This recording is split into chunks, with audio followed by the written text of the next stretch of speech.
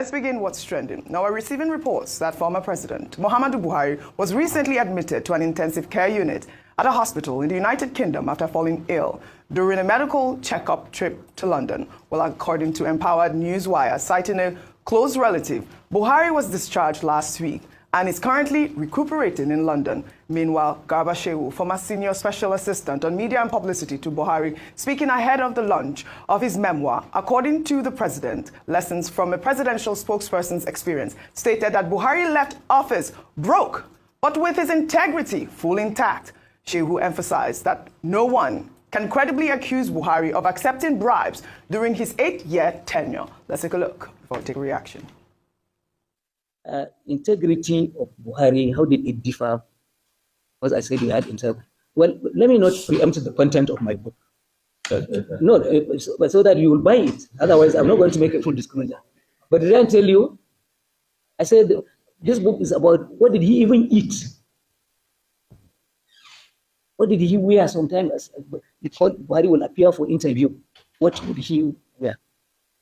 Or the gift somebody offers him, exotic kind of gift. What did he do? Did he take or did he reject? I don't want to preempt the content of my book. But his lifestyle exemplifies personal integrity.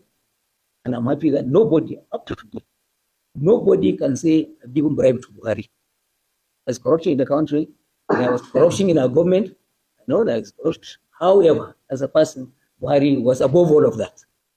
All right, Rufai, Garba Shehu here saying that he doesn't want to preempt the content of his book. I don't know if you remember one time we talked about wanting to read Buhari's memoir. We were urging the president to actually write a book, but I guess it would be nice to see some of the content of his book. But let me just take a reaction, and then before I come to you.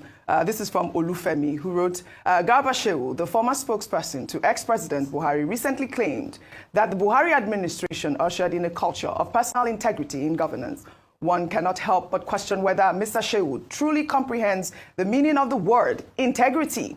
This is the same administration under which over 3 trillion naira was printed and squandered with little accountability. To speak of integrity in such a context is not only intellectually dishonest, but an affront to the sensibilities of the Nigerian people. Garba's habitual verbosity, often detached from substance, renders his declarations more farcical than factual. Well, Garba Shehu appeared on our nightly news program, Newsnight, where he claimed that President Buhari had his personal style and did not like media chats, preferring instead for his work to speak for him. He stated that Buhari admitted to being slow and even joked about it. However, he maintained that Buhari followed due process, noting that Nigerians are impatient. Shehu also addressed Buhari's perceived aloofness, saying that the former president was very aware of the state of the nation during his time in office. Let's take a look. This thing about Buhari being unaware, it is totally misplaced. If you permit me, I would say that he perhaps would pass as the most aware president Nigeria has ever had. And I give you this example. When we started with him, because I was coming from, as we said, a Atiku campaign, we would pack newspapers in the morning, we would go to Buhari's house for breakfast, and then tell him that this is what the radio stations have said, this is what we picked on the talk shows, and this is what the newspapers are saying.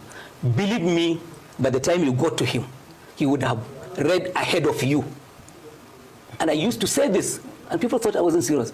I was saying that if Nigerians knew the fastest way they could get to the president at that time with the problem, it was not to go through the civil service who write memo and file and go to the press, talk to the television. All right, Buhari, the most aware president. And you know, we used to have those pictures of Buhari with his toothpick in a picture, and the cartoonist made viral. But I mean, your thoughts on everything Garba Shehu has said? Okay. You know why I'm laughing? Go ahead. Garba Shehu forgets that this is just 8 years ago. We were here. We were here. Two and a half years ago. Okay. Maybe I'm fast forward there. We were here. Yes. We experienced Buhari. Most aware Guinea. No, I'm sure he wanted to say aware, not aware. Aware is fasting, is different from aware. What was he aware of? Was he aware of the corruption scandal that heralded COVID and allegations here and there? He was aware. What about the economic impropriety when we printed over how many trillion in ways and means? Yeah. Was he aware? What about the insecurity and economic decadence? Was he aware?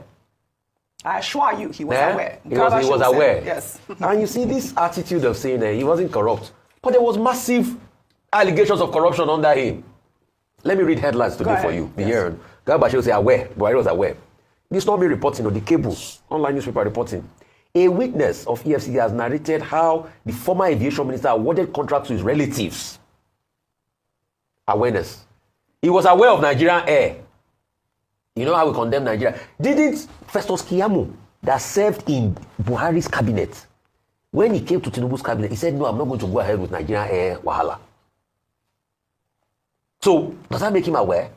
You see, this attempt at revisionism, to be able to gaslight us into telling us that what we know before we don't know. Is this not the same Garba Shehu that had to apologize after the killing of farmers in Zabamari for misconstruing numbers? Does he think we've forgotten? So you are telling us he was aware. He was aware, so we were the stupid ones. We don't have sense. I'm not surprised though. They will come. They will push every attempt forward at revisionism. But it no go work. Because we here will be the chroniclers of history. He was aware. He was so much aware and NSAS happened. Is it because we covered that? We forget in a hurry NSAS happened under Buhari. And the atrocities and the mayhem that happened there. Oh, that was aware. But you know what hurts me the most about Nigeria? Where we think Nigeria can be going better, it keeps getting bad. President Tinubu has come in now, and when you compare economic parameters, people will even compare that things were even better under the same Buhari that we said he squandered everything than President Tinubu. Right. That is an ongoing administration. That's the pain I have with the country as we speak today. Because the livelihood of people through the devaluation has gotten worse off. Interest rates all-time high, businesses are complaining.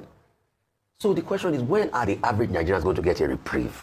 That's just my question. But please, don't gaslight us. Yeah, I mean, that's the rhetoric online about when we're telling him to speak up during NSAS. For how many days? Did he speak up? Yeah. He also talked about the fact that, Buhari didn't want to give out media chats because, he wanted just his work to speak for him as well. You saw that conversation as well, Vimbai, quickly on that. But Garba Shehu's book, we really need to see it. Yeah, we really need to read it. Yeah, we can't wait to read it. First of all, I wish the former president a speedy recovery. Yes, and I hope he'll be able to, I know how much he loves being in his country home, so I hope he'll be able to return home soon and enjoy good health. But at 82, of course, we know that there will be aches and pains. So that's the first. Number one, Garba Shehu mentioned broke, the word broke. And I'm a little bit conflicted with the use of the word broke from the political elite these days. Because recently, I believe it was the former governor, Rotimi Amechi, who also made this comment that I'm broke, I'm out of office, I'm now broke. Yes. And I think we need to be careful because some of these words are extremely insulting. In a country where we know that majority of people are struggling to feed 3 square meals. So there should never be any context that a former president of Nigeria who enjoys a pension, who enjoys homes that are maintained by the state, and all of the perks that a former president enjoys, there is no context we should ever refer to such a person as broke. Because that's an insult to the people who are struggling to pay rent, to the people who are struggling to pay transport, to the people who are struggling to buy tomatoes and pepper have gone up again and all of that. So just for that. As for, well, the president doesn't like to do media chats and so forth, I think it's very important moving forward when we select our leaders to ensure that we push for that accountability. It's no longer about your personal sensibilities. You belong to the nation. Once you're there, it's no longer about, these are my personal preferences and so forth, especially when accountability is at stake. There are several things that people wanted to hear from the president directly in those 8 years under President Buhari, but he was a rare commodity, a scarce commodity. You seldom got to hear from him. So it's great that he's writing this book, but I think most Nigerians are saying, well, we wish we could have seen and experienced this for ourselves as a president who was readily available to interact with his people, as opposed to us having to read a second-hand account from one of his advisors. So I don't think that's a virtue. I don't think that's something that must be whitewashed. And I think that I hope that people continue to learn their lessons. President Tinubu, we have to give him credit. He's certainly much more present and much more ready to interact. But moving forward, I think we need to continue to press for more interaction. Yes. There was advocacy for a State of the Nation address. That should come. Yes. We just want to see a president who is ready to interact with people so that it goes a very long way in building transparency and accountability. Well, all right. Well said, Vimbai.